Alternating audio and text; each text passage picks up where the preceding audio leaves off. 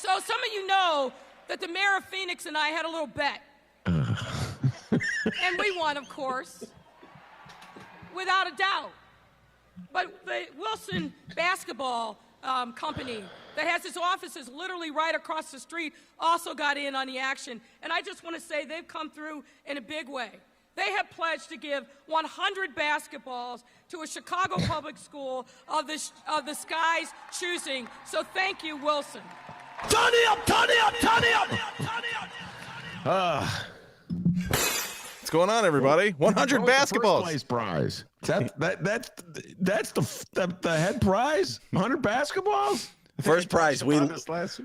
We leave you alone, and we don't. Thank you, Mayor. Mayor Lightfoot. 100 basketballs to one school. What about the other schools? They don't get basketballs. Sorry, loser. Yeah, that high school's theater production that year, 12 Angry Basketballs. Get ready. Yeah, that's funny. Yeah, no basketballs for you. Oh, come on, please, Mayor. Nope. You got to be nice to the mayor. Then we'll give you a basketball. How's it going, everybody? We're live. Your Ben Joravsky Show for Tuesday, October 26th is just moments away. But before we do this, let's thank our sponsors. Sponsors like SEIU Healthcare, Illinois, Indiana, the Chicago Federation of Labor, the Chicago Teachers Union are sponsors, as well as Chicago Reader. ChicagoReader.com for all things there is to know the city of Chicago, where to go, what to do, what to eat, what to drink, what kind of pot to smoke, and so much more. Chicago Reader, ChicagoReader.com. Subscribe to the paper as well. You'll get columns from our very own Ben Joravsky and so much more. And you can become a Ben head, ChicagoReader.com/Joravsky. JORAV as in victory, SKY.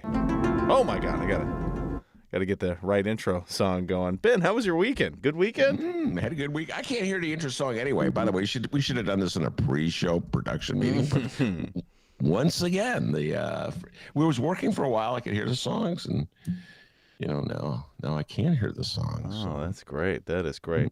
That may be on my end. Let me see if I could fix that. Here we go. I like it when he fixes things. While you're fixing, can I tell you about my laptop? Go ahead.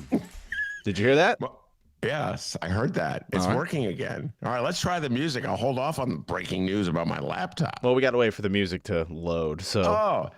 Well, I just want to let everybody know my laptop's doing a remote. My laptop has gone to Kentucky.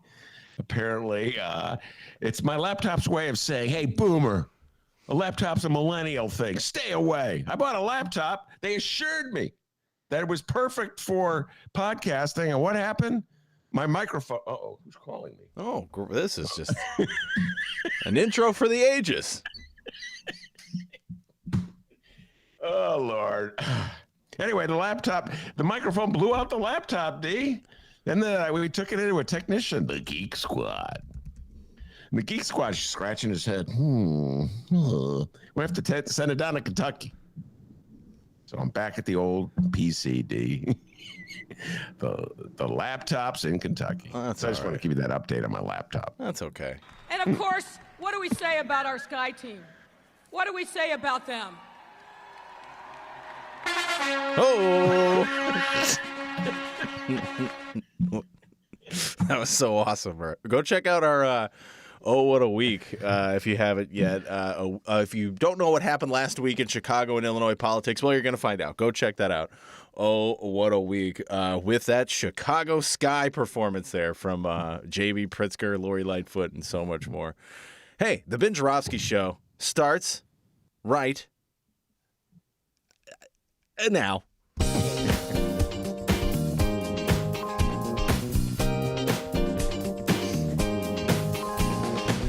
Yeah, Michael Girardi, great show so far, as he says. All right, dude.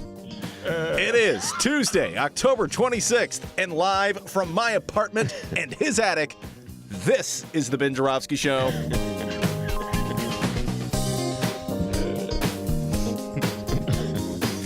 Today on the program, it's a city council synopsis with our good friend, Mr. Bike. Oh, and Mr. City Council, Dave Glowacz.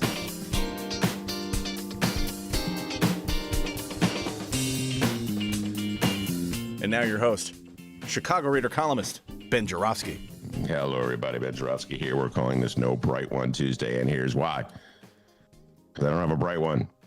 Yes, in addition to my laptop being in Kentucky, I didn't get the bright one home delivered today. Jeez. Like it always is. You were having a day. I'm having a rough day. As everybody knows, I get 3 papers delivered every day. Tribune, Sun-Times, and the New York Times. This morning, when I woke up bright and early, got up at the crack of 10 o'clock, I went down to my front porch and found the Tribune and the New York Times, but no bright one. And I'm starting to think it's punishment for me. Yes, last week for the Reader's Newsletter, I wrote a opinion column ripping the Sun-Times for their horrific coverage of the Sky, giving all that attention to the Chicago Bears. I think they're punishing me, D. Oh, mister, you have opinions, huh? Well, let's see how you do without your bright one. Well, now you're assuming that they actually read and listen to things you do. I don't know. It's a valid point. Hadn't thought of that. A, they have to listen, and B, then they have to be like so organized that they can figure out how to punish me. So, D, you raise a valid point. If I've learned anything, unless someone's saying bullshit on our program, they're not listening or reading anything. Wait a minute, you said bullshit on our program? Oh my God, quick. Let's put that in the newspaper. Yes, Kim Fox, ladies and gentlemen. It was a while ago that she said that in the midst of a heated campaign. She said bullshit. And the Sun-Times reported it. That's how we made the Sun-Times. Anyway, Sun-Times, please print as much Bear news as you want. I take it all back. Just bring back the paper. All right. And in the past, when the Sun-Times hasn't come, I've got the Wall Street Journal. Yeah, that was a nice little switcheroo. Somebody got my Sun-Times. I got their Wall Street Journal. Well, that didn't happen today.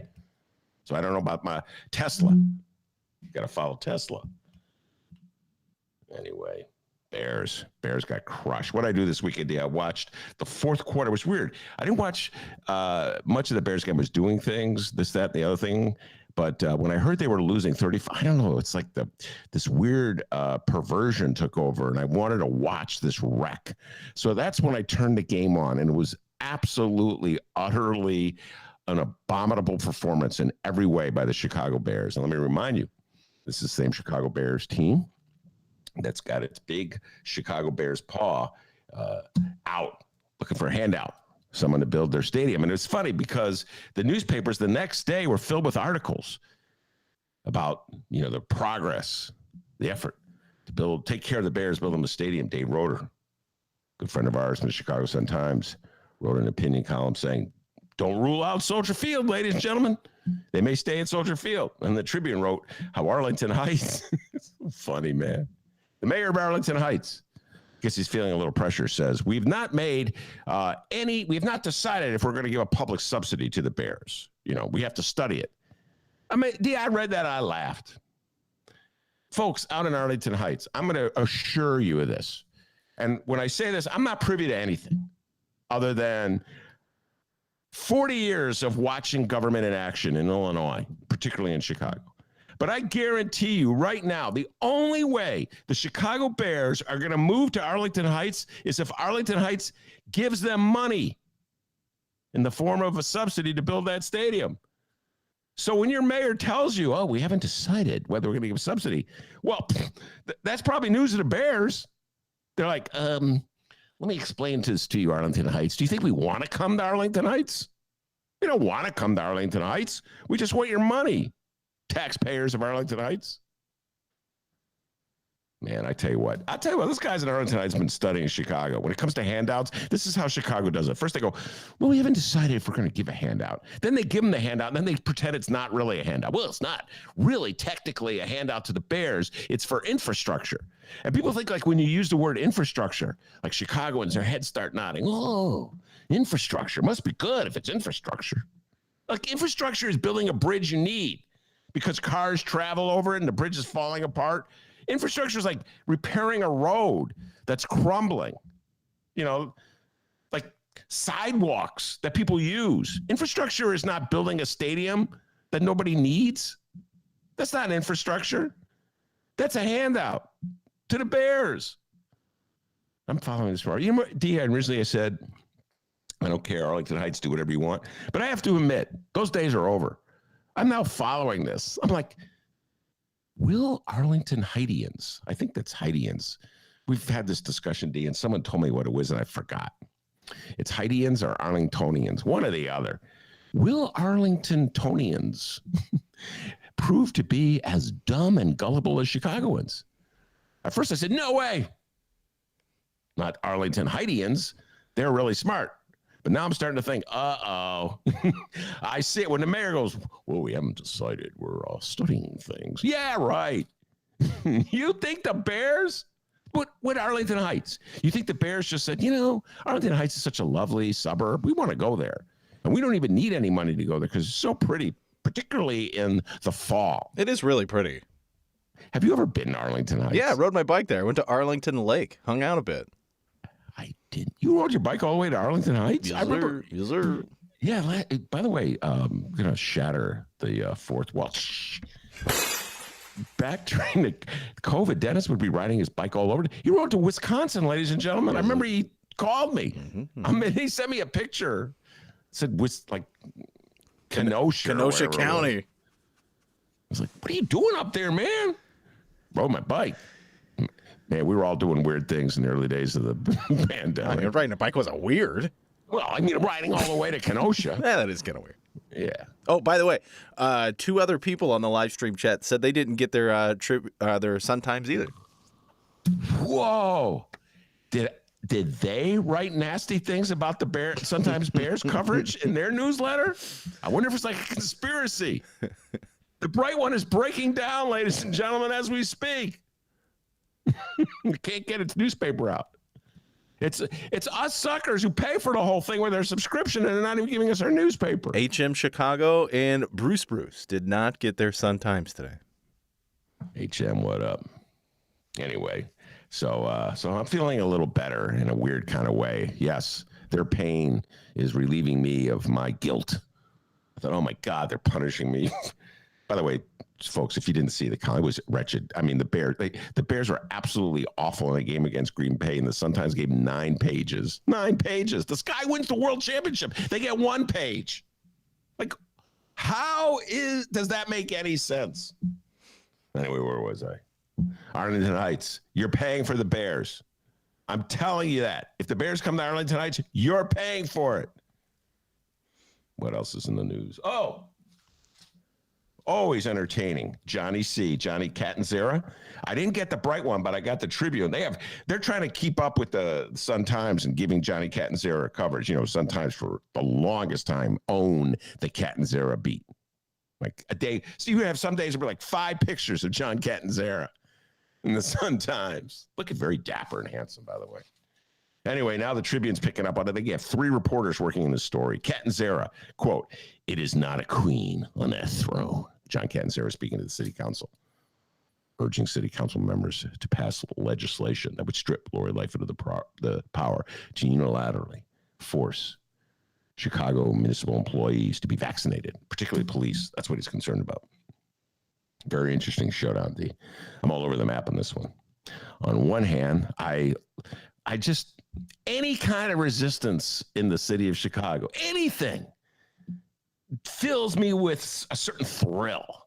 You get what I'm saying? Anytime anybody dares to criticize a mayor, I'm like, yeah, like to see when a little spunk and spark in people. So Johnny C, I kind of welcome that. On the other hand, what a cause. This is it? This is your crusade? I mean, they're not even making you get the shot. They're making you fill out a form. We will not fill out that form. D, how many forms do we have to fill out? I mean, when we were at the Sun-Times, did we have to fill out a bunch of forms and sign things? And what, to get in the building? Yeah, to get the building. Oh, my God. The little badge and everything. Mm-hmm. So, life is filling out forms. But, I don't like filling them out. You go to a doctor or the dentist, you got to fill out all those forms. So you got to fill out a form. Did you get the shot? No. Yes. That's it. Okay. Anyway, that Johnny C, he's going down with that. It is not a queen on that throne. The other thing he did is, and this is already working. He's done this in the past. John Catanzara is the head of Fraternal Order Police. He's put a threat to aldermen. He says, we're coming after you. You don't vote our way in the city council on this all-important issue to them. We're going to run candidates against you. And he's taking control, essentially, of aldermen in the northwest side and the southwest side. You could see it. You could see it in the way they're reacting to legislation and the way they're responding on this particular issue. You see Ed Burke, 14th Ward, he's afraid that Catanzaro will run someone against him. Sylvania Tabarez in the 23rd Ward, yeah, she's concerned that Catanzaro will run someone against him. I think even old Marty Quinn in the 13th, Michael Joseph Madigan's ward. You know, Michael Joseph Madigan is receded from power, and so he's a little worried. So, you know, I mean, it's power politics. Chicago welcomes powerful politicians, and they love Catanzaro. It is not a queen on that throne. Donnie C. taking a strong stand. What else? What else is in the news? Illinois General Assembly getting ready to vote on a new congressional map. Man, they screwed up the first one. They have just screwed up this congressional map every which way you can look at it. We got to bring on an expert to talk about it. Again, redistricting happens every 10 years after a census. You have to rebalance all the districts so they all have roughly the same number of people in them. You can't have one district with more people than another district because that automatically implies that the district with less people has more representation, even though we have that system for electing presidents with an electoral college system. So yes, we are very inconsistent, folks, in how we run our government.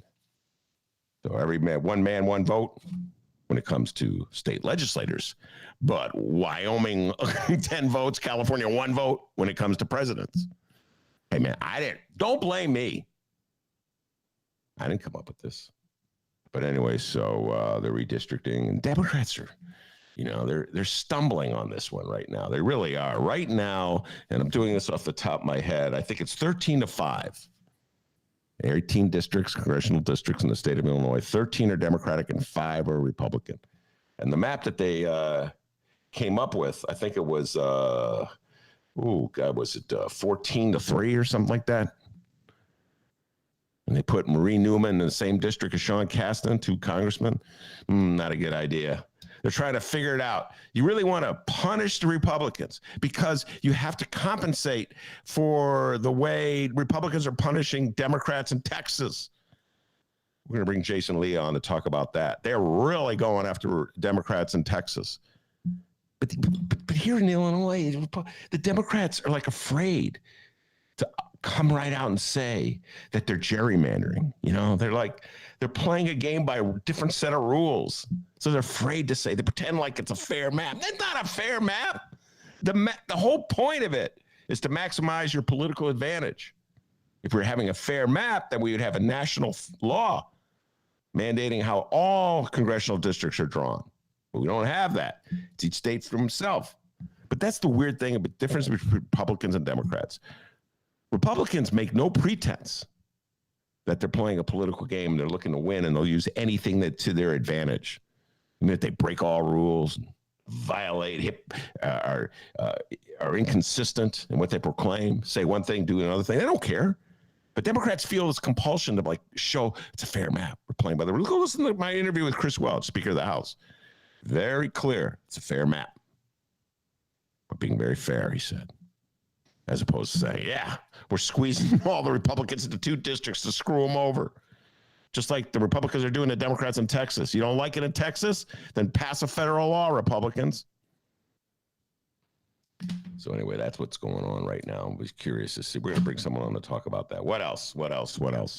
Oh, yes. Been getting voluminous amounts of emails from Glenn Youngkin, who's the Republican running for governor in Virginia. Getting a little nervous about that. Running against Terry McAuliffe, neck and neck, according to the polls.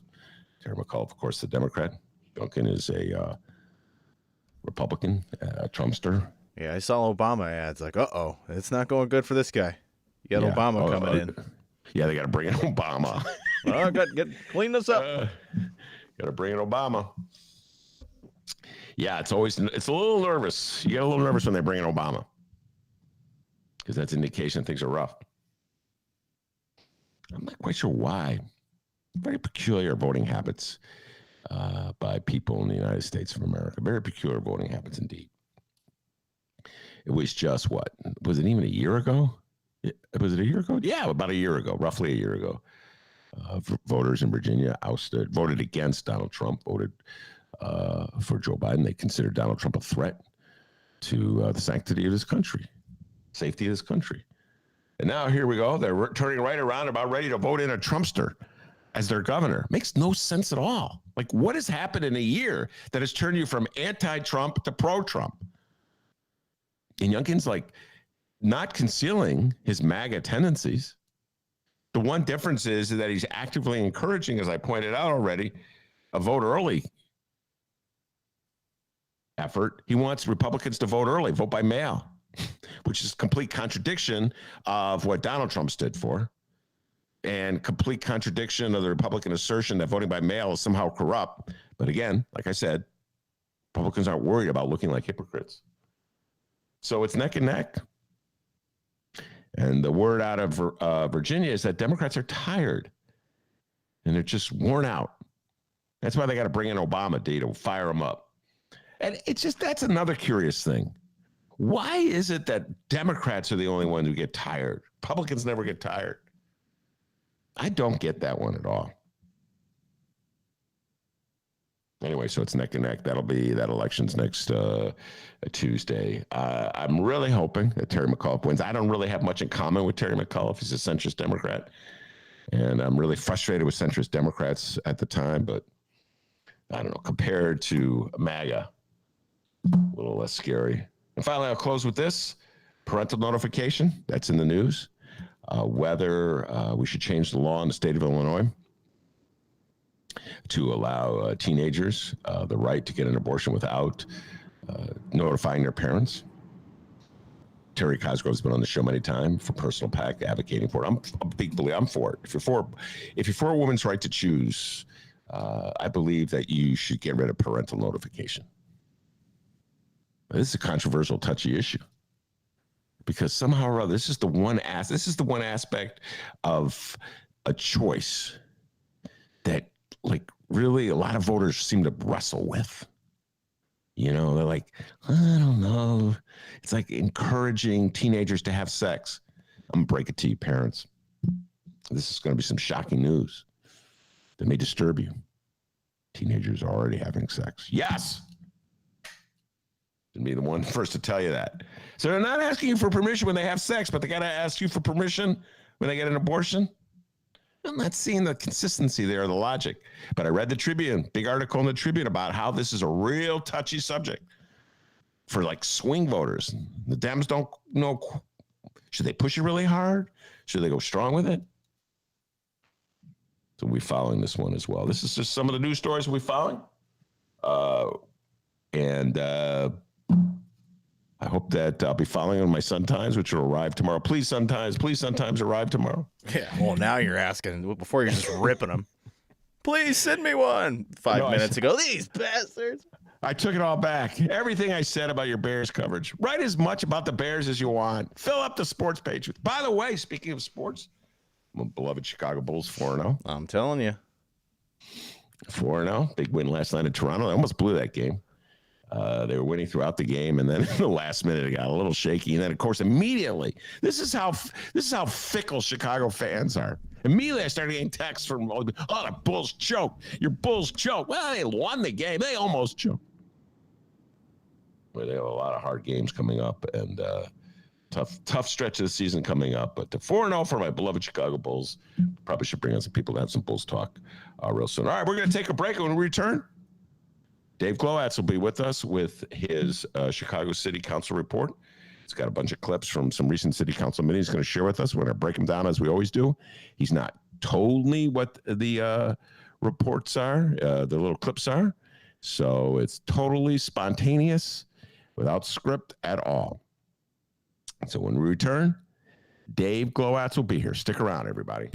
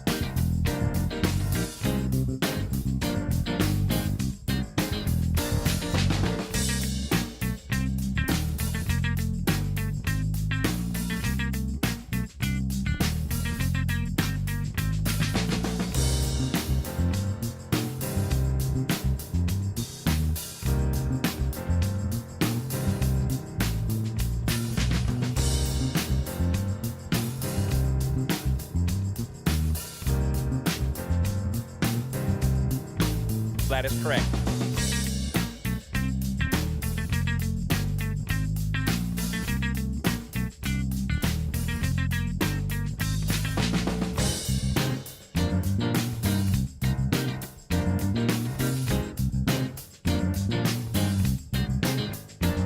Hey friends, are you ready for government to dictate and control your lives again? You're one step closer. J.B. Pritzker, our tyrannical governor.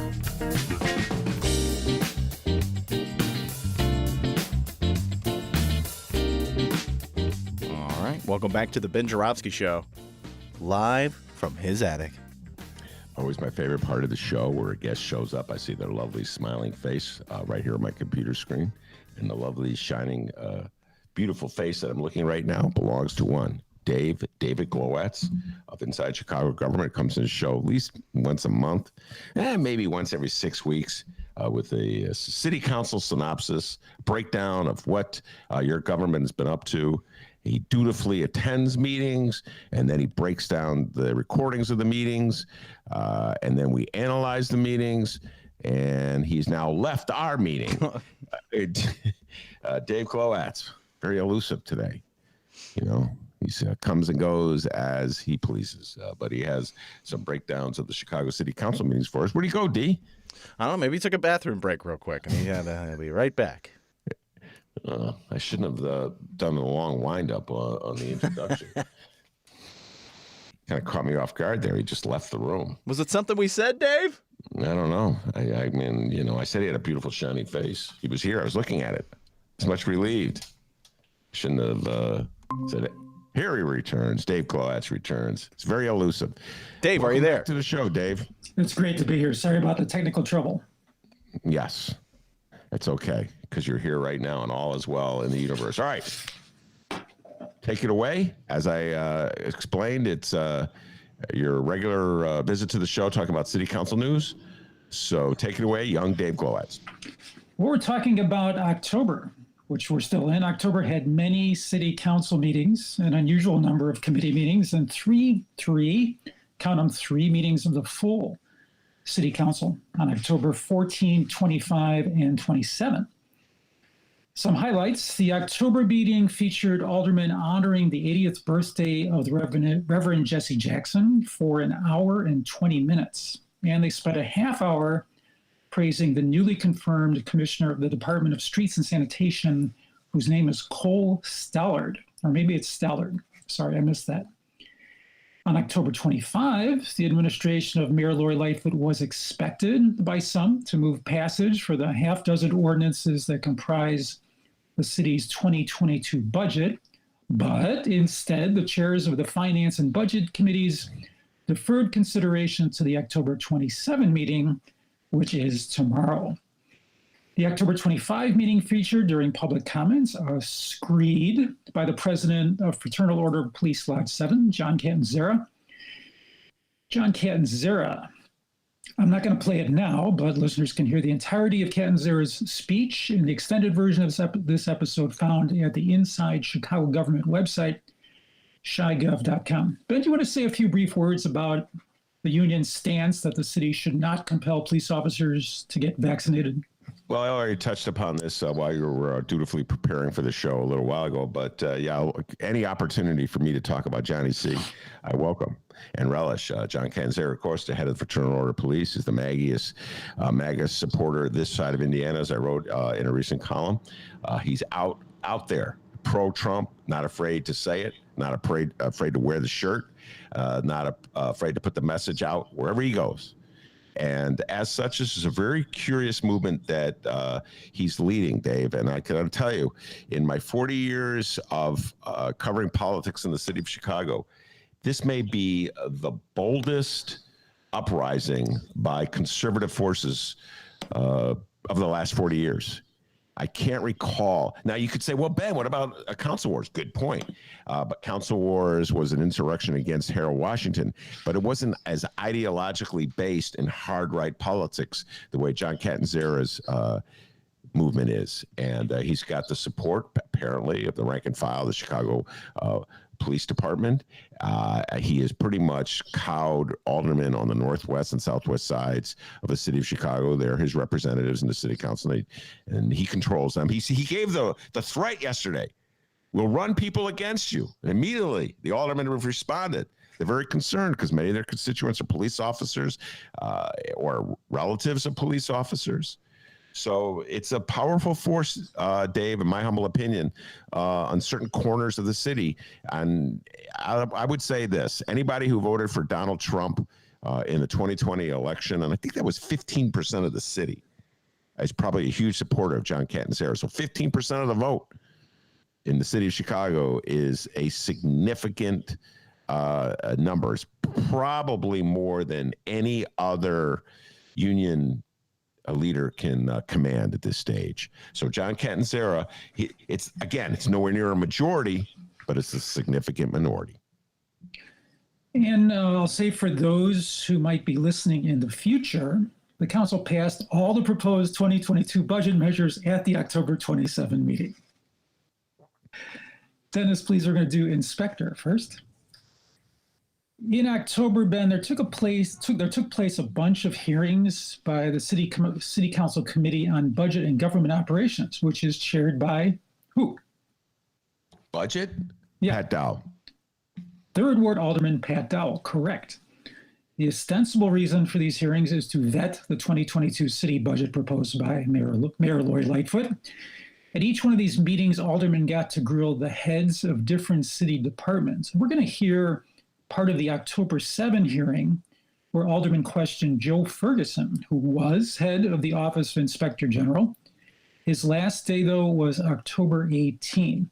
This bit starts with the South Side's Alderman Anthony Beal of the 9th Ward. Let's listen. Congratulations on your retirement. I don't know if it's retirement. I am not retiring. Not retiring? Okay. And if somebody could tell Fran Spielman I am not retiring, I would appreciate that. Fran Spielman, he is not retiring.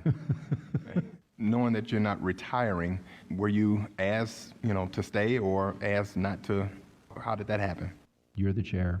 That is not a budget question. I can't ask her. No, that's not a budget question. You want to ask? You know how many people didn't ask budget questions? That is. How many people didn't ask budget questions? Don't answer that. Go on to your next question. So, were you asked to stay? No. Okay. Thank you. Alderman Cicho Lopez. In terms of what's next after October 15th, who will be in charge, or what is the process and all that? Well, the one part I haven't answered, one part I have answered. In terms of the permanent successor, there's a whole selection process that's underway with a committee that will do the work and basically come up with 3 or more finalists for the mayor to select from. The mayor nominates, and it comes to the council for confirmation hearing.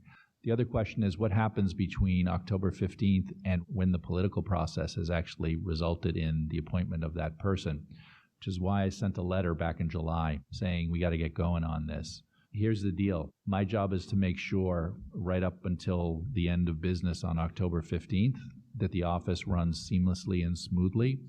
And what that means right now is to work with my senior staff on a transition that basically creates kind of an acting IG that will be in place unless somebody does something that sort of steps in the way of that. So a transition is in process because no one has been designated from the outside. I made a recommendation to members of this council that maybe because of this delay, I'd be left to select somebody from within the office to assure that there would be continuity and a status quo maintained until the political process has played out.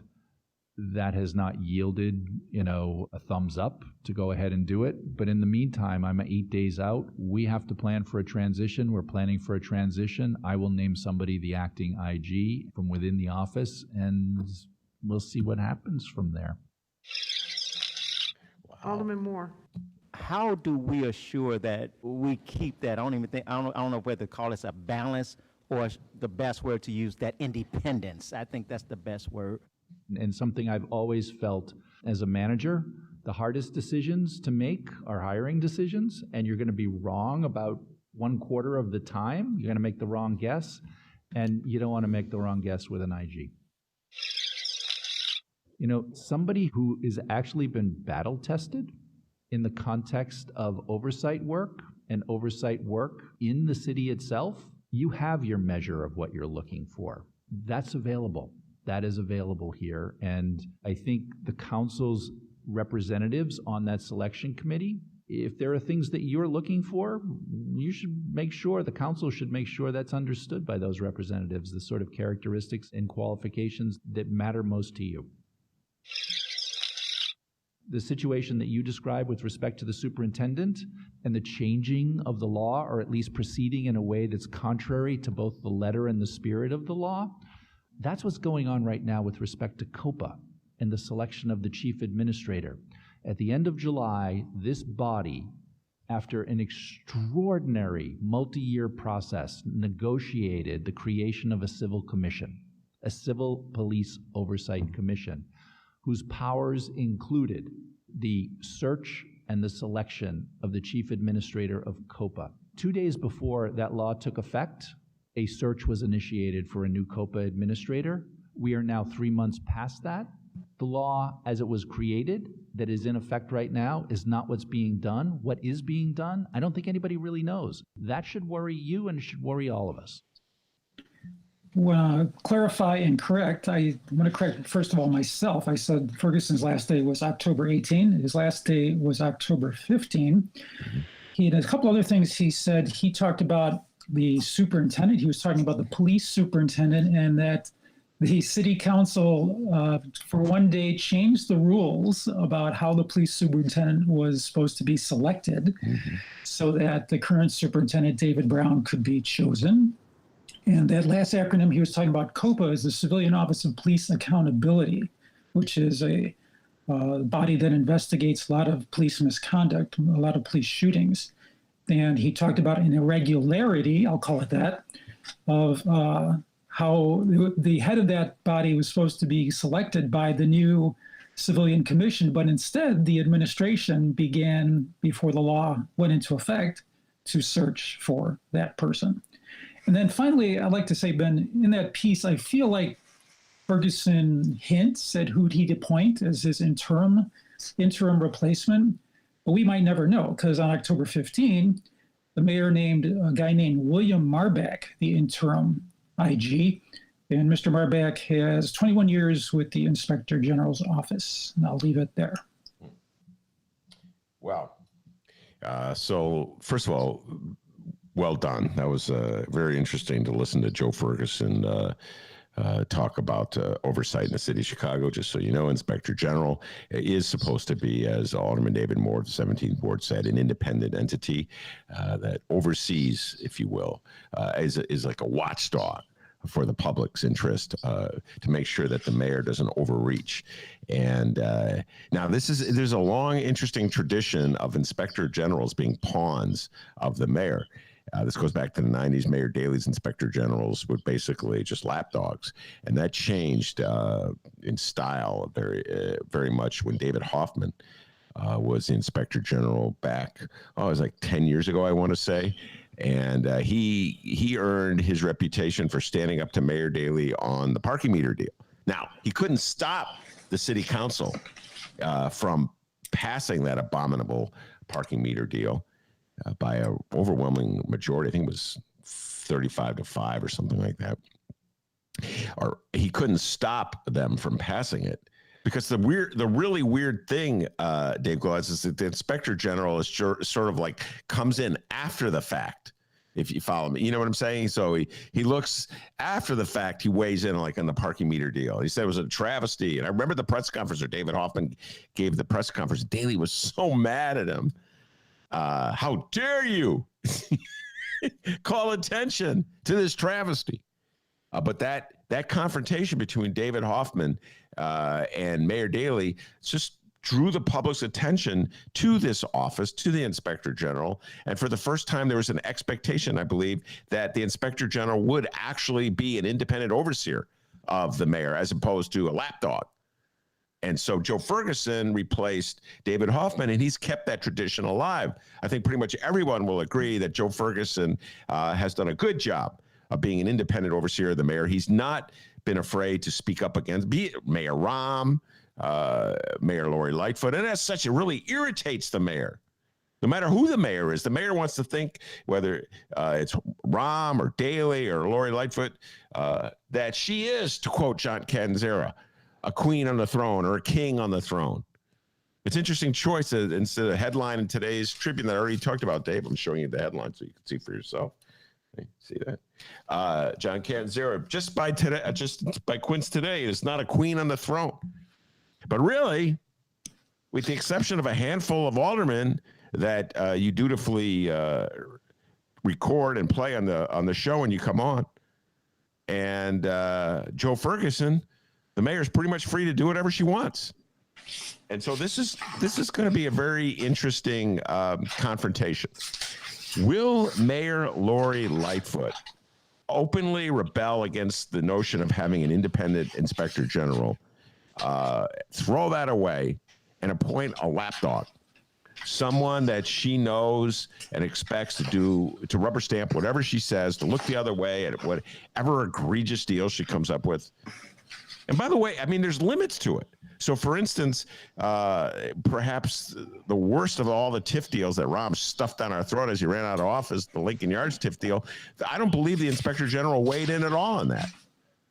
So there's limitations even to what the Inspector General can do on important issues facing the city of Chicago, but something is better than nothing.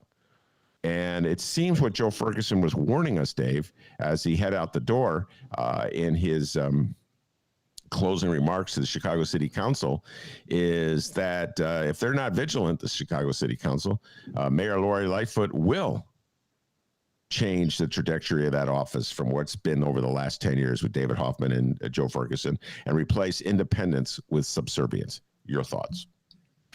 You notice that in that clip I played, that Alderman Anthony Beale, despite Chairman Dowell's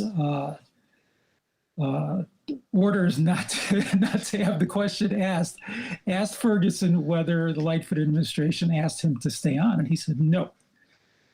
And that tells us something. Like, if we believe that Ferguson was, as you say, a truly independent and insightful probe of city government, then why would he not be asked to stay on? I get every indication that he would have stayed on. I don't know. Does that seem right to you? I will answer your question. Yes, it does seem right to me. I will answer your question. Mayor Lori Lightfoot doesn't want an independent inspector general. Mayor Lori Lightfoot wants an inspector general that will roll over. And she wants to change the nature of that office. And this is her opportunity. And we've talked about this in the past in the show. I don't know directly with you, but Mayor Lori Lightfoot does not take criticism well, to put it mildly. What? And she's been known to strike out at people that criticize her. And Joe Ferguson was not afraid to be independent of the mayor, release reports that embarrassed the mayor, come up with comments that, doubted whatever. Like, mayors want to make proclamations and they expect all their appointees just to nod along. And he didn't just nod along. So, yeah, I think that he was giving a warning. And by the way, everything you need to know about the general relation between mayors and appointees was on display there, where Pat Dowell, you're right, I wrote that down and then I didn't come back to it. Pat Dowell told Anthony Beale, you're not allowed to ask that question. Pat Dowell is the chair of the budget committee, and in the bizarre situation we have in the city of Chicago, we've talked about this many times, the mayor selects the chairs of the city council committees. Really weird violation of the separation of government. I understand, I point that out all the time, but that's how we do it in Chicago. In Chicago, the reigning rule is that the worldview is that you should give all power to the mayor. Johnny Catanzara, when you say the mayor, it's not a queen on the throne, basically you're wrong, because that's what people want in the city of Chicago. They want a queen on the throne, a monarch. And so the mayor gets to choose who the committee chairs are. And as such, the committee chairs pretty much carry the mayor's water. And that was kind of embarrassing, in my humble opinion, that Pat Dowell, by the way, running for Secretary of State, you would think she would show a little independence, just a little bit. David Moore, by the way, also running for Secretary of State. He was the one who asked the alderman who asked the question about independence. Who isn't running for Secretary of State? Me. I'm not running. Wait, you still have time. Yes, true. It is true. So I do have time. But so when Anthony Beale, she ruled him out of order. You can't ask that question. He asked it anyway. Good for you, Anthony Beale. And she said to Ferguson, "Don't answer that question." That sums it up, Chicago. You're sheep. Don't answer that question. He's the Inspector General. You're not allowed to answer that question. Catanzaro, you're wrong. It is. You said it is not a queen on the throne. I don't know. Sure looks like a queen on the throne to me. You're not allowed to answer that question, Ferguson. And he answered it anyway. Good for you, Joe. That's why you're out the door. And the next guy that comes in will humbly go, I can't answer it. I've been instructed not to answer that question. So I gotta say, to Joe Ferguson's credit, he was always very careful in his testimony before the city council to just state the facts and not give opinions. He was very sort of like I am in interviews with you about but let's just took the words out of my mouth. Why do you like him so much? Maybe I should apply for the job. So let's You should. Dave Glowacz, is the sunrise in the east? Well, I'm really not prepared to say right now. Let's move on. Okay. Dennis, please, we're going to do gang next. Now I want to move on to an October 13 meeting of the Public Safety Committee, which had a discussion about the Chicago Police Gang Database. Ben, what do you know about the Police Gang Database? Oh, my God. Short answer. Short answer, it's riddled with errors. What's in it? Short answer. What's in it? Names of suspected gang members, and it's like big government is spying on you and not doing a very good job of collecting information. So the controversy around this database is that there are a bunch of thousands of names in it. Apparently, according to the police, the way that names get on into the database are from a variety of sources, and as a result, there's a bunch of controversy around, what is this database, and advocates of civil liberties have been pressing for elimination of the database, or at least clarification of how people get in. And all of that resulted in a proposal that, according to the city's website, it's an ordinance sponsored by the mayor that the Public Safety Committee on October 13th considered an ordinance, measure number 02021-4131, that it give the Chicago Police Board power to hear appeals by individuals that have themselves removed from any, quote, criminal information systems, as it says in the proposed ordinance. We're going to hear part of the committee's questioning of the police board's president, Guion Foreman, and the board's executive director, who, by the way, is one of two city employees that staffs the police board. His name is Max Caproni.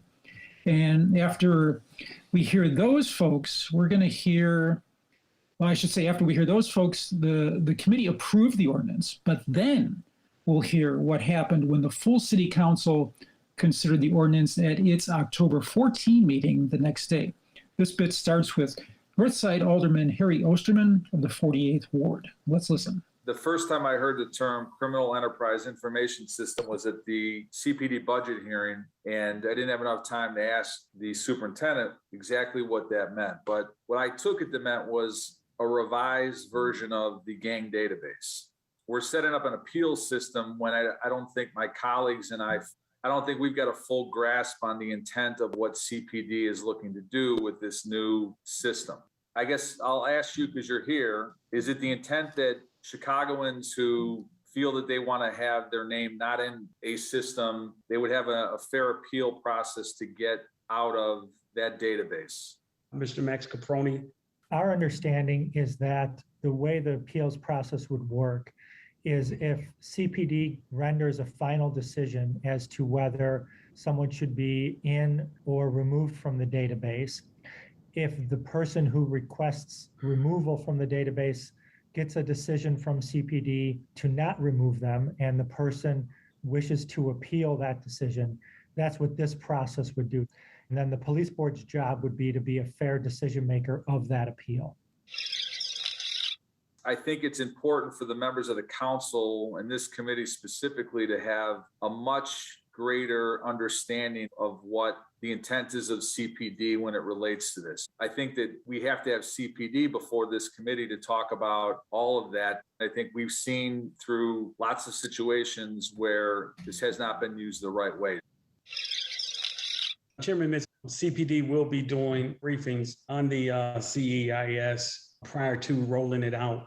So we're not taking a vote here today, correct? Well, we're taking a vote on just the ability of the police board to be able to begin an appeal process. How are we going to take a vote if you got to have briefing after the vote? The briefings will be with regard to the criminal enterprise information system. When CPD is ready to roll that system out, what this ordinance does today, it allows the police board to begin a process of putting together a system of appeal. Alderman Sawyer. What are we looking at as it relates to rules? Are you a current member of a criminal enterprise or a former member? Is there a length of time associated? Is it what you've done since you've been involved? Is it correct that there are current criteria now, or is it going to change once the CIS is implemented or be formalized, I guess you can say? Mr. Guion Foreman, the president of the police board. It's correct. That CPD will create, these are the criteria one must meet in order to be in the CEIS. Based on that, if someone says, am I in it? And they say, yes, you are in it, they have the right to appeal.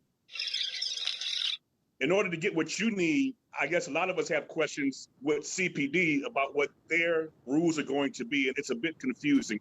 I really want to know what CPD is going to list as criteria so that we know what could be appealed and what cannot be appealed. Alderman Vasquez. There's a lot of talk about the front end and the back end. It feels like people are putting the cart before the horse, and we haven't even seen what the horse looks like. What's the impetus that moves this piece of legislation forward when we don't have any idea about the CEIS and every member in this committee so far has asked questions about it? Right now, there is no one that has been granted that authority to have an appeals process. In my opinion, it is smart not to have the police department develop their own appeals process because they are the ones that are going to be implementing this information system. Item number 1 was ordinance 2021-4131, adding police board power to hear appeals by individuals to remove their status identification from certain criminal information systems. I move for the passage of this item. The chair recognizes Alderman Vasquez. I move to defer and publish item 1 from the Committee on Public Safety. Alders Sawyer, Lopez, Taylor, Sigcho Lopez, Rodriguez, Sanchez, Haddon, Rodriguez, and Ramirez Rosa join me in this motion. The item will be deferred and published. I want to explain a couple things there. We're using the acronym CEIS, Criminal Enterprise Information System. That apparently is what version 2 of the gang database is going to be and is being developed by the police department. But what's playing out in that committee meeting, as we heard, is that thing isn't developed yet. But meanwhile, the administration apparently is pushing this appeal process in advance of that new gang database version 2 being implemented. And then one more technical thing, Ben. I want to point out that any 2 aldermen, as we've talked about in the past, can move to defer and publish a measure, and that automatically defers consideration to the next meeting of the full city council. We heard Alderman Vasquez there do that for this measure. And I can say that the next meeting after that was yesterday's meeting of the council, and the council did not consider the measure, interestingly. Yeah, this one, I was sort of smiling. It seems like all our bits are running together, some central themes. So we've already talked, before you came on the show, I talked at length about John Catanzara and the Fraternal Order Police teaming up with certain aldermen to oppose the mayor, try to undercut her efforts to force city workers to not even be vaccinated, just to let the city know if they're vaccinated or not. And they say that there is a constitutional right to liberty that's being violated here. And then that the city is declaring too much power over individuals. And it's interesting. Here we have similar situation where the city is declaring a right over individuals, and the voices of opposition are not coming from John Catanzara and his aldermanic allies. This, of course, is the issue of putting people's names in a database, which is sort of an updating of like McCarthyism, if you will, you could say, you know, like your name's on a list. Remember that? Well, it's way before your time, Dave, so you wouldn't remember it. But there were all these lists that law enforcement and the FBI had of who was a communist, who was not a communist, you know, and who was a danger to the country. And you had to prove that you weren't a danger to the country before, like, I don't know, you could get a job as a screenwriter in Hollywood. If it was before my time, it was before your time too. Oh yeah, we're the same age. I always think you're a young guy. I always think you're a millennial because you're so healthy. But anyway, thank you. So I'm basically a civil libertarian, and that's why when I see, as I said earlier, I wasn't being completely facetious. When I see Catanzara stand up to an all-powerful mayor, I appreciate that, a little resistance. But I would like to see some kind of consistency on the part of city council libertarians. You know, if you're going to be a libertarian when it comes to declaring that city workers have a right not to tell the city if they're vaccinated, you should be a civil libertarian and declare the right of people in the city of Chicago not to be put on a list that could jeopardize them. I don't know if they go for a loan, if they go run for office, if they choose to get a job somehow or other. You know, being put on a list is a very scary thing. You don't have total proof that that person is a gang member or a bad person. So this is interesting how civil liberties sort of change and alter according to one ideological view. Dave, you have your hand in the hair. Take it. Go ahead. That's my hair. This makes me wonder why, if the police department, as you know, some of these aldermen have pointed out, if the police department has not yet developed what they're calling the Criminal Enterprise Information System, or what I'm calling Gang Database 2, why is the administration pushing this appeals process now? And you know, and it's puzzling to the aldermen too. Do you have any speculation on this? Other than the fact that the city is being incoherent and inconsistent, none. I mean, maybe the mayor is prouder of claiming this as an achievement than she is of bringing back the database. So it's, you know, it's optics. But I essentially agree. The point that Andre Vasquez made was a very good one, Alderman Andre Vasquez of the 40th Ward, and the point you were making. It really makes no sense until we know to set up an appeal process to get off a list if we don't know what the list is and how you're going to be on the list. So, but my guess is that the mayor is prouder of pushing for an appeals process than she is for pushing the return of the database. And the fact that they don't seem particularly concerned to rush it through the city council, as you said, it was not brought back at the council meeting yesterday, indicates that maybe they're just going to back off for a while. And arguably, it was against the rules for it not to be brought back, because the defer and publish, according to the council rules, means that it must be brought before the council at its next meeting. And I was waiting, but it didn't happen. So interesting. So we move on? Yes, sir. Dennis, please, we're going to do North next. This next piece comes from the City Council's full meeting on October 14th. And it's part of the Finance Committee report by the chair, the North Side's Scott Wagaspack of the 32nd Ward. Let's listen. Item number 5 is a communication recommending a proposed ordinance concerning the authority to execute the Second Amendment to Near North Tax Incremental Financing Redevelopment Project and Plan regarding estimated dates of completion and retirement of debt in the 2nd and 27th wards. This is essentially red meat for you, Ben. I thought to include it because the council, with no debate, extended the expiration date of the Near North Tax Increment Financing District from this year, 2021, to the year 2033. And just to give you a sense of the geography here, this TIF district is south of North Avenue and east of the Chicago River, which puts it right next to what, Ben? Puts it right next to what used to be Cabrini Green. That's farther south. What is next to the Chicago River, north of North Avenue, and south of Webster Avenue? The hideout? What's near the Lincoln hideout? Yards? See that? Ding, ding, ding, ding, ding, ding. So this district is I was trying to wonder where you were going with this, but go ahead. This TIF district is right next to the Cortland-Chicago River TIF district, which is the one that is funding the development of Lincoln Yards. So prior to this extension, which passed, the city had reported that the TIF district would spend about $281 million in project costs over its original 23-year life. But with this extension, the new reported project costs come to, would you like to guess? Take a stab. $2 billion. A little high, 921 million. I was just winging it there. Go ahead. Yeah, no, well, this is where I pitch it to you. This is, like I said, red meat in terms of TIF districts. Yeah, no, this is red meat to me. And, I'm trying to be restrained when I talk about TIFs, tax increment financing. Come on. But tax increment financing is many things, but I think at the top of the list, it's a slush fund. And this is Exhibit A of how it is a slush fund. So and Dave Glowacz has heard me on this subject many, many times, because for about 8 years, as I like to point out, before he came on my show, I came on his show, and we would talk about TIFs. And so if a TIF district is created for the sole purpose of financing one particular deal, and it goes out of existence after it finances that deal, I don't really have an objection to it as a way of raising money to pay for something that the city decides is in its best interest.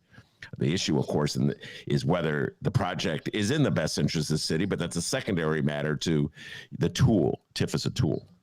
But what Mayor Daley figured out back in the 1990s is that if you make a TIF district greater than any one project, and you continue that TIF district beyond its original 23 years, which state law allows it, you will have money pumping into your bank accounts that you control for 33 years, 35 years. And there will be no oversight. You could spend it as you want. And you will not have pre-approved programs that it must fund. It's free and easy money for you to spend, and the taxpayers are paying for it with a surcharge on their taxes that they aren't even aware of because the property tax bill lies. And Dave, this gets back to the issue of an inspector general, an oversight. The inspector general, the limitations of the inspector general's office is that, he or she, they can't oversee every single TIF district. It's just not enough people in that office, and there's just so many other issues. So this is one example where there is no oversight. And so you're absolutely correct. Scotty Wagasback announced something that I'm sure 99 out of 100 Chicagoans would have no idea what it meant. And they do not know that the city is effectively raising their taxes by doing that. But the city was raising your taxes, folks, by extending that property tax. The city will have a conversation, or a city council will have a debate tomorrow when they approve the budget, and they will approve the budget. We all know that, about every nickel of property tax that they're going to raise to fund specific programs that they stipulate in a budget they're going to be funding. And aldermen from all over the city will rise to the council floor and go, either they approve it or they don't approve it, and they will say how much they're standing up for taxpayers. And meanwhile, quietly, without telling you, probably most of those aldermen didn't even know what they were voting on. They just raised your taxes by extending the life of that TIF.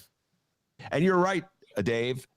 There may be, originally I thought, they're going to pay off some old obligations from Cabrini Green projects, but you're right. I mean, they could funnel that thing right over to Lincoln Yards if there's not enough yield from the Lincoln Yards TIF to pay for all the construction going on there.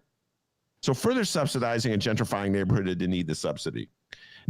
See, and I hit this, Dave, from two angles. One, the lefty in me objects to the inequity of the TIF program because it favors wealthy neighborhoods over poor neighbors. I think that's my greatest single objection to it.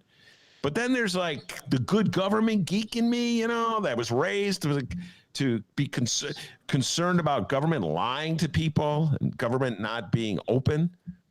And that is 101 of the TIF program, where they tell you it doesn't raise your taxes, even though it does. Where they say your property tax bill is truthful accounting of how your tax dollars are spent, and it's not.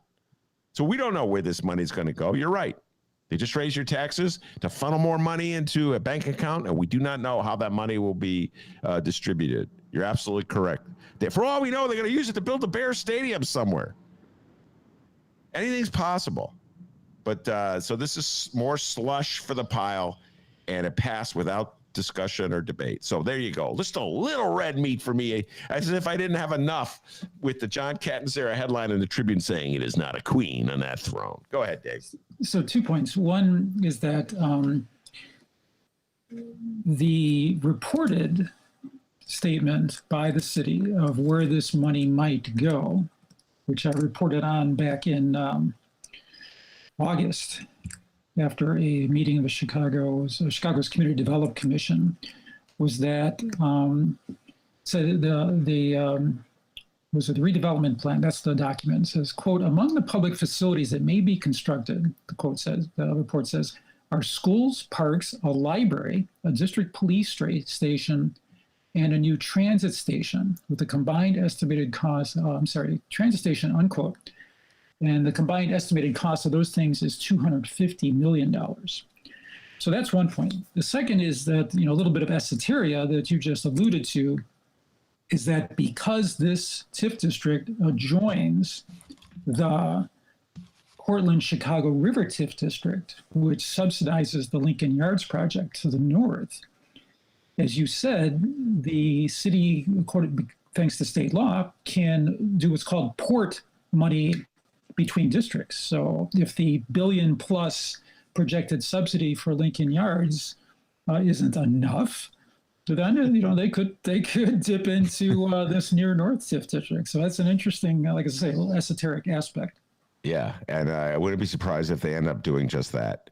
And like I said, they may not know what they're going to use with the money. Who knows?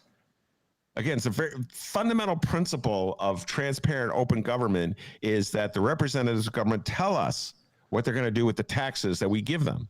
And here's a classic example of them not telling us. And we're left to conjecture. Dave and I are wondering, well, I can guarantee you they're not going to spend it all building schools. Guarantee you that, people. All right. There is a redevelopment plan that has a list of the projects. So yes. Go on for the record. $250 million, I think you said, right? Out of a $900 million total yield.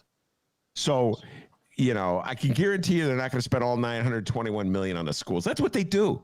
They go, well, I remember Bernie Stone. Yes, Bernie Stone, my old friend. May he rest in peace, for the 54th going, Ben, people don't care about TIFs. If you build one school for $100, you can spend $1,000 on slush for the mayor's friends, and all you do is talk about the school. And so that's the game that they're playing. It's for the children, Ben. Yeah, it's for the. You know what, Catanzara? Here's an issue you might want to champion: TIFs. All $900 million in property tax dollars that are going into this bank account, Johnny C, is money that will not go to police pensions. It will not go for police salaries.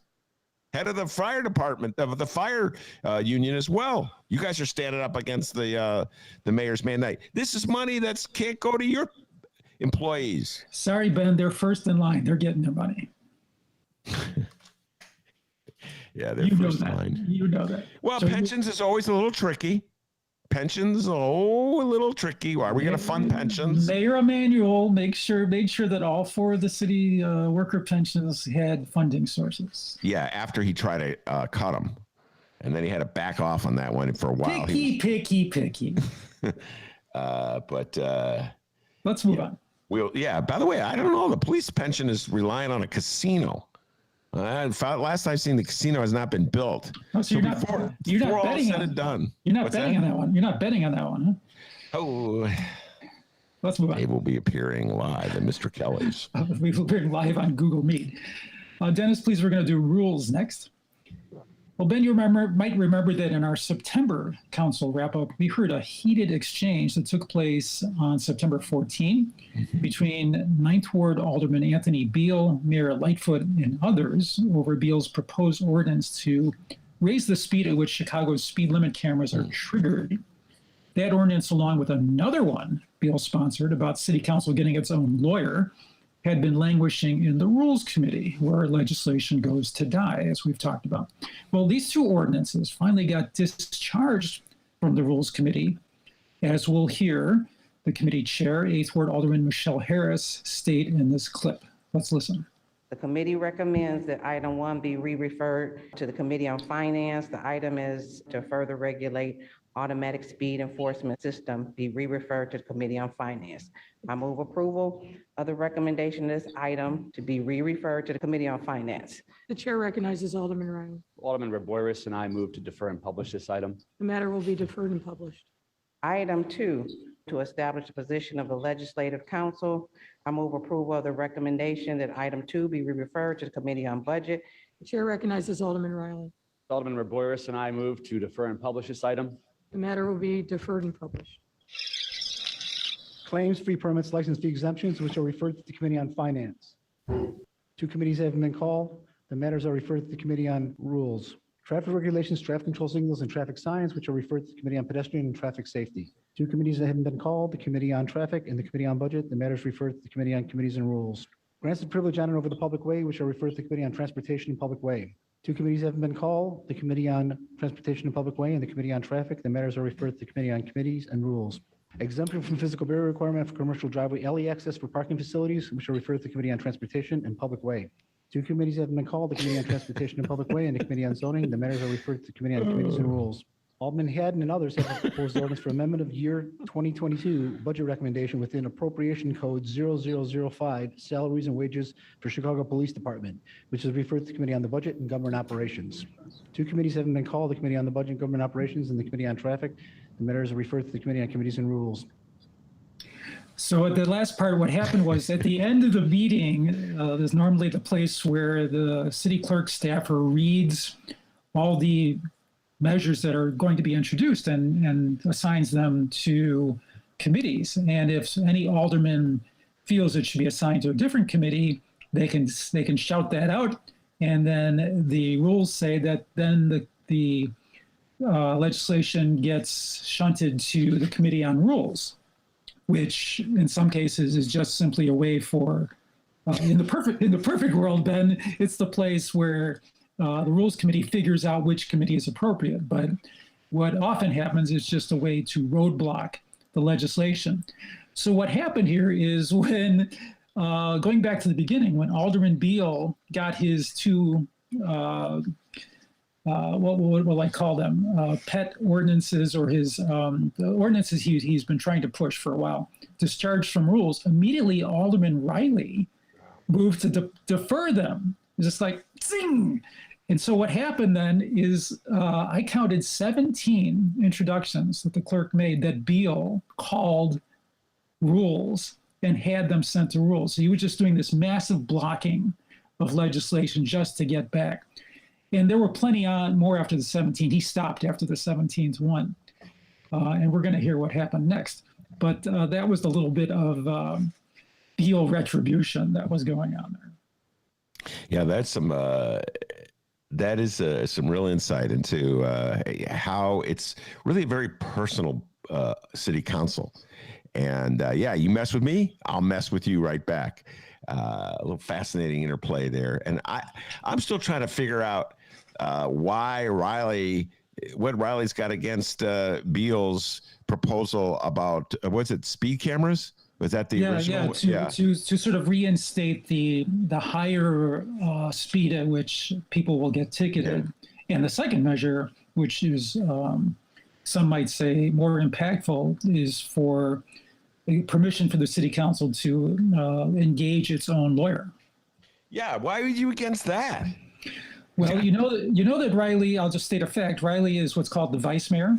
Yeah. So he is the person who stands in for the mayor when she is officiating the city council and has to leave the rostrum. So I don't know what you want to make of that. But if I might, let's move on to the next item, because the next item is what happened next in that meeting at the same October. And Dennis, please, we're going to do Riley next. So after the city clerk staffer finished reading the dozens of introduced measures, Alderman Riley made a motion. Let's listen. Just 1 second here. I'm looking for. That doesn't sound like Alderman Riley. No, it's Alderman Dennis. Could you do an Irish accent? Hold here. I Seriously, bet you can. I'm looking for Riley. If you guys could, say, how you been, Dave? Been good? Yeah, How was your summer? Summer went by so fast.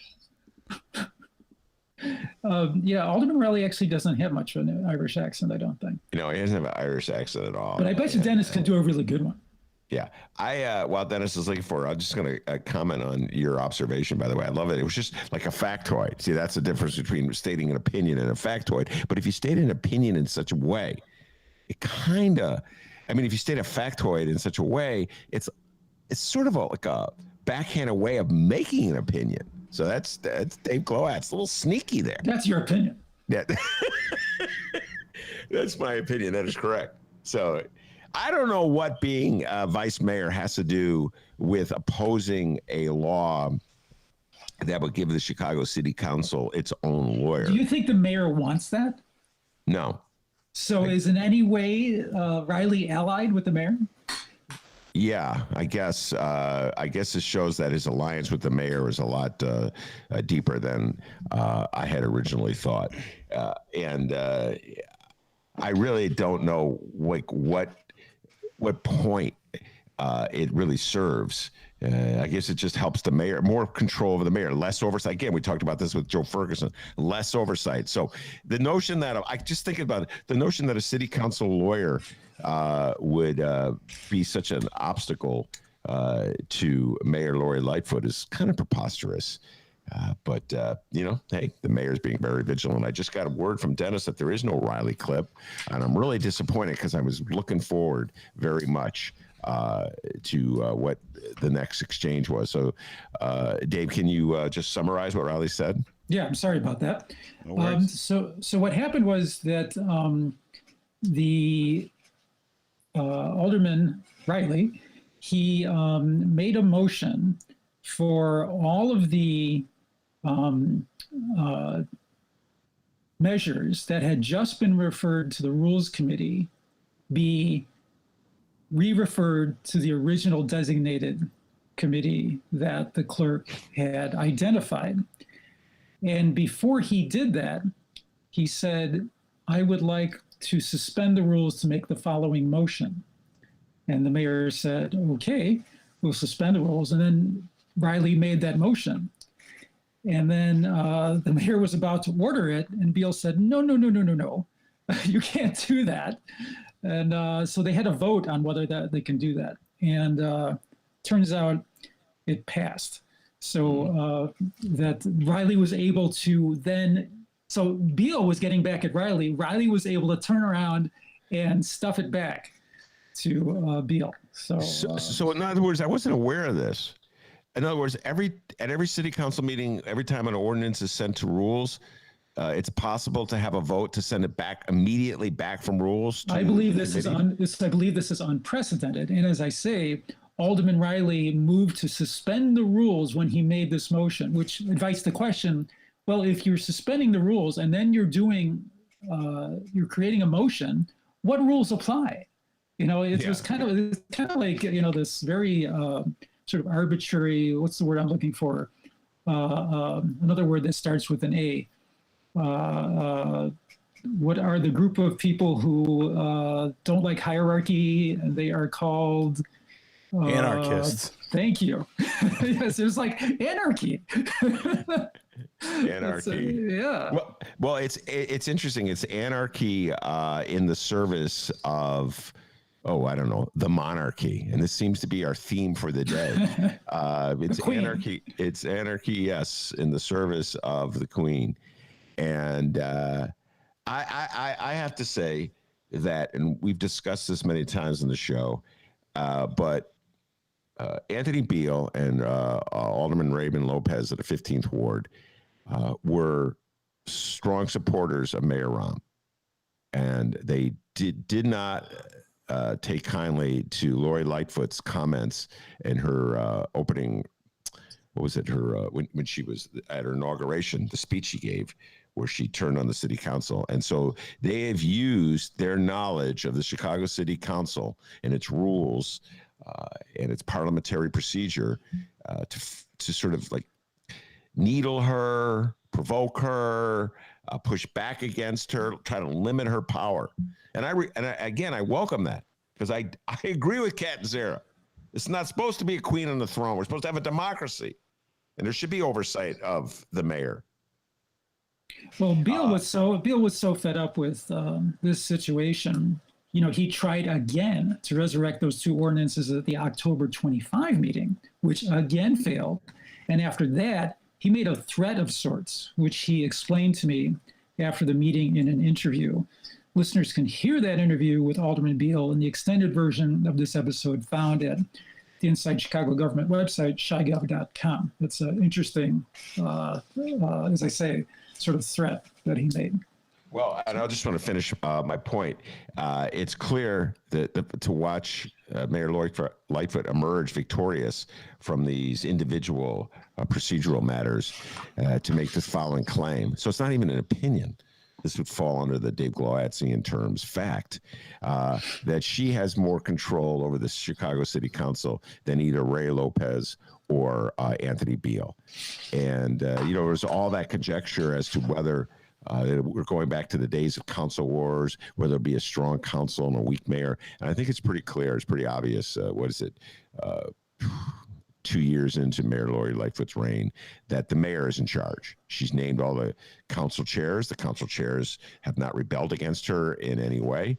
And furthermore, push comes to shove, more often than not, the city council votes whichever way she wants. In fact, it's usually generally news if they vote against her, and then things are quickly rectified. So Chicago is, how do I put it? It's very satisfied with the strong mayor relationship in regards to the city council, and it's carrying on. It's a different style than Rahm Emanuel had, and maybe there are more no votes than Rahm Emanuel faced, but by and large, I think it's safe to conclude, it's not opinion, this is factoid, the mayor wins far more than she loses when it comes to Chicago. See, Dave, I'm going to try to be more like you, okay, and just state everything as a fact as opposed to an opinion. Yeah, that's not gonna last. Instead of saying what a bunch of lapdogs, I'm gonna say, well, it seems as though, based on my observation, the mayor wins more than she loses. I commend you for your aspiration. All right, very good. Do you have any more? Or is that one more? Go ahead. Dennis, please, we'll do move next. Now we'll go to the October 25 City Council meeting. As usual, towards the meeting's end, a city clerk staffer read a bunch of introduced measures and their associated committee assignments. For only a few of these did aldermen call a different committee, which caused the measures, as we talked before, to be sent to the Rules Committee. At the end of the meeting, Southside Alderman Ray Lopez of the 15th Ward made a motion. Let's listen. The chair recognizes Alderman Lopez. I move that all items previously sent to Rules Committee be re-referred to their original committee. I believe that your motion is out of order. Madam President, this is the same motion that Alderman Riley used last month when all items were sent to Rules. It's actually not the same motion. Then I would move to temporarily suspend the rules to re-refer these items. There you are. There's a motion on the floor. By a roll call vote, please. I move to lay it on the table. I think the roll call comes first. All right, ladies and gentlemen, there is a motion on the floor to suspend the rules in order to, and correct me here if I'm wrong, Alderman Lopez, a motion on the floor to suspend the rules in order to move anything that was sent to Rules to the designated committee. Is that correct? To re-refer them to their original committees, yes. All right, that is the motion that's on the floor. We will have a roll call vote. So everyone's clear, the motion pending is to suspend the take rules. To suspend the rules. So we've got to do step by step. The first motion is to suspend the rules to consider whether or not we can send these items to the originally designated committee. So Alderman Lopez, it seems to me, is testing whether he could do what Alderman Riley did. Yeah. It turns out he lost the vote. So proving my point. Oh, wait. Proving my point. Yes, the mayor runs the city council. Ray Lopez does not run the city council. No, he was tactically not as clever. Like he first of all made the motion to send the stuff away, back from rules. He first should have made a motion, I think, I move to suspend the rules so I can make a motion before tipping his hand, but he didn't do that. I see. Well, parliamentarian Dave Glowacz now giving advice to Raymond Lopez. I think he would have failed no matter what he did. He could have stood on his head. He could have juggled. Uh-oh, I'm leaving the realm of just the facts. He could have juggled. He could have sang a song. He could have done his Bob Dylan imitation. And he still would have lost. Okay, though. I don't think it's a matter of how he phrased it as he opened it. I think the issue is pretty clear. Mayor Lori Lightfoot controls the city council, not the other way around. And so all that talk about the city council revolting and controlling the mayor, it was exaggerated. And I think that'll be definitely demonstrated tomorrow, Dave, when the city council votes on the mayor's budget. My sources tell me that she expects upwards of 35 yes votes. And all she needs, ladies and gentlemen, 26. And she gets her budget. What was it last year? Last year was like, I can't remember. Was it 26 that she got? 27? I can't remember. I think it was a little higher than that. Maybe 20. Yeah, there was always a vote where they vote to raise the taxes. Somebody votes against that. And then they come to the budget vote. And there's essentially the revenue side, and then there's the expense side. Yeah. So that's why there's two votes. But whatever. It was a closer vote than it usually is. And so they was like, the mayor said she's lighting up her cigar and having a steak and a brandy anyway. So she's probably going to have 2 cigars, 3 steaks, and 4 brandies because she's going to win by more. And 2 helicopters. And 2 helicopters. I live in that neighborhood, so I hear them all the time. Yeah. Well, that's the price you pay for living next to the mayor. All right. I think I was here before she was. Just saying. That is a great job as always, Dave Glowacz, Inside Chicago Government. And before we let you go, Dave, why don't you give folks all they need to know, all the info they need to know to follow all the good work you do at Inside Chicago Government. Take it away, young man. As I said earlier, if folks want to hear an extended version of this episode on the October City Council wrap-up, they can find that at chigov.com. You can follow Inside Chicago Government at Facebook by going to facebook.com/InsideGOV. And on Twitter at CHIGOVT. And finally, I want to thank you, and I want to thank Dennis for indulging my obsession. And I apologize for the technical problems that I believe I caused. And hope to talk to you folks again soon. Yes, we'll talk to you really soon. Tomorrow is a city council vote, and we'll probably bring, well, I shouldn't say this because Dave may go, no, I don't want to do that. The man, hey, I'm not a monarch on the throne. Okay, I'm not the queen on the throne, the king on the throne. Dave Glowacz has rights too. All right, he could tell me, Ben, I don't want to do that, and I'm not going to send him to the rules committee. Dave, you're going to the rules committee. I would like to go to the rules committee. We have a democracy in the Ben Joravsky Show. We work together in collaboration, the great Dave Glowacz and myself. So, Dave Glowacz, thank you very much for doing a great job, in my humble opinion, except for that one. Now I'm really curious about that one exchange. Maybe we'll play it some other time. I think I'm going to invite Raylo back in the show and play back the Raylo bit and get his thoughts and views on that. That would be fun. Yeah, it would be a lot of fun. So thank you very much, Dave Glowacz. You're welcome. I also want to thank the man, myth, the legend, pride of George Walton, Illinois, without whom this show would be possible. And as Dave Glowacz, Ray Lopez, and Anthony Beal will tell you, back home in Alton, they call him Dr. D. Give yourself a raise. Take it out of petty cash. See you tomorrow, everybody.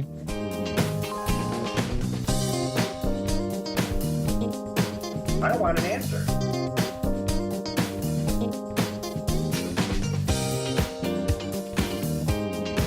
I don't want an answer. It's not something you ignore. I think you're 100% full of shit is what I think.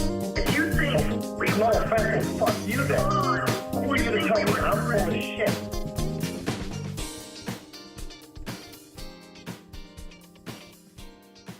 Hey friends, are you ready for government to dictate and control your lives again? You're one step closer.